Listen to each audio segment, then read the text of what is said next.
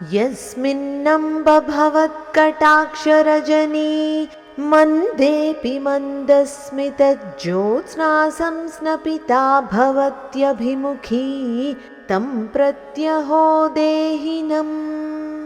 द्राक्षामाक्षिकमाधुरी मदभरव्रीडाकरी वैखरी कामाक्षि स्वयमातनोत्यभिश्रुतिं वामे क्षणेव क्षणम्।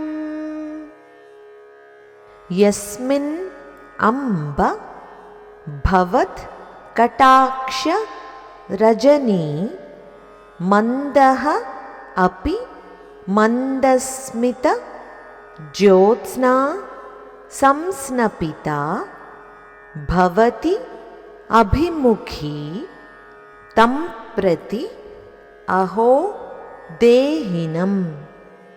द्राक्षा माक्षिक माधुरी मदभर व्रीडाकरी वैखरी कामाक्षि स्वयं आतनोति अभिश्रुतिं वामे क्षण इव క్షణం। అమ్మా కామాక్షి, నీ కనుచూపుల అనుగ్రహం ఎంతో అద్భుతమైనది.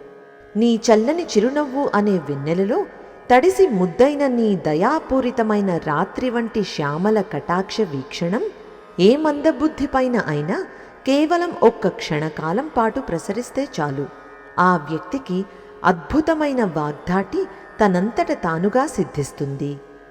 ద్రాక్ష పండ్ల మాధుర్యాన్ని, తేనె యొక్క తీయదనాన్ని సైతం సిగ్గుపడేలా చేసి వాటి గర్వాన్ని అణిచేటటువంటి కవితా వైభవం ప్రియుడిని వెతుక్కుంటూ వచ్చే సుందరివలే స్వయంగా వచ్చి ఆ వ్యక్తి నాలుకపై నివసిస్తుంది. ఏ పాండిత్యమూ లేని వారిని కూడా మహాకవిగా మార్చగల నీ కనుచూపుల మహిమ అహో ఎంతటి ఆశ్చర్యం. ఇప్పుడు మరొకసారి శ్లోకాన్ని చదువుకుందాం. యస్మిన్నంబ భవత్కటాక్షరజనీ మందేపి మందస్మితజ్యోత్స్నా సంస్నపితా భవత్యభిముఖీ తం ప్రత్యహో దేహినम्.